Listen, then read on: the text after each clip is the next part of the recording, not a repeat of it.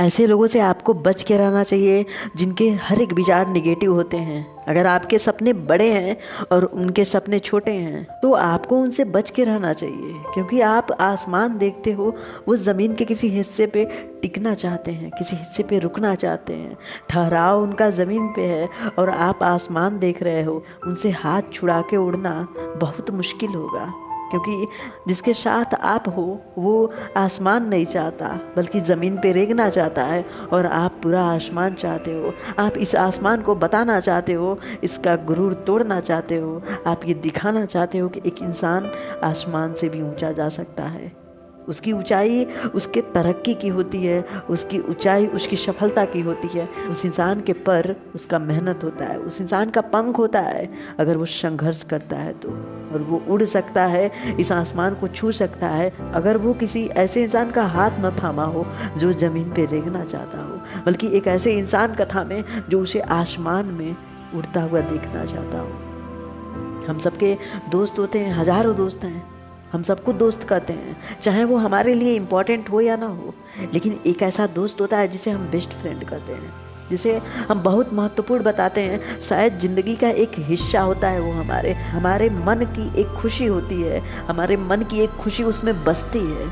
अगर उसे देख लो तो चेहरे पे स्माइल आ जाती है, जो उसे ना देखो तो चेहरा और मूड निराश हो जाता है। पूरा दिन कितना हो बेहतर करो, लेकिन अगर वो दुखी है ना तो मन कभी खुश नहीं हो सकता। वही होती है सच्ची मित्रता। लेकिन अगर आपका मित्र ज़मीन पे ठहरना चाहता है, आपके जैसे उड़ना नहीं चाहता, फिर कैसे होगा?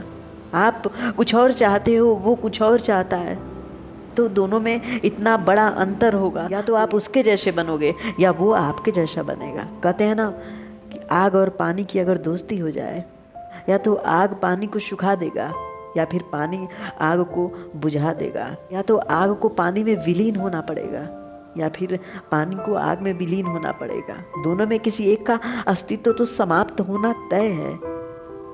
वही प्रेम है, वही दोस्ती है, जहाँ पे वो इंसान कुछ और चाहता है, वो ठीक आपके विपरीत है और आप उसके विपरीत हो। फिर कैसे मिलन हो सकता है? फिर कैसे जीवन भर एक साथ रह सकते हो?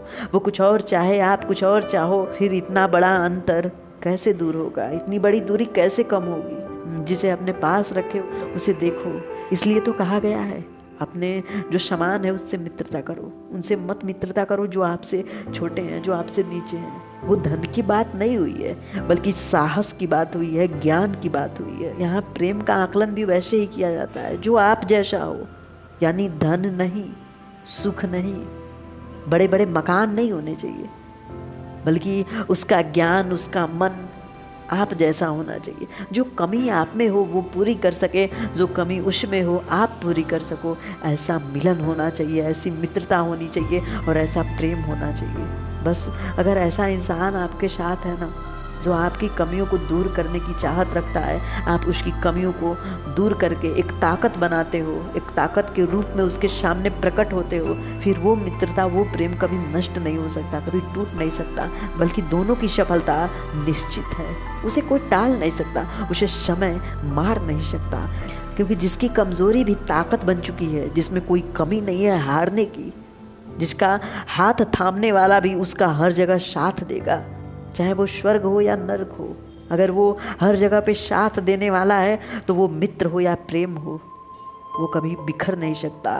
वो समय की मार झेल के भी और मजबूत होता जाएगा। इसलिए आप देखो, आप जिसको अपने बगल में बिठाए हो या जिसका हाथ थामे हो, वो क्या चाहता है, क्योंकि वो जैसा चाहेगा एक ना एक दिन आप वैसा ही हो जाओगे और कहीं ना कहीं कमियां आप में दिखने लगेंगी। इसलिए उन कमियों को दूर करो, नज़रअंदाज मत करो।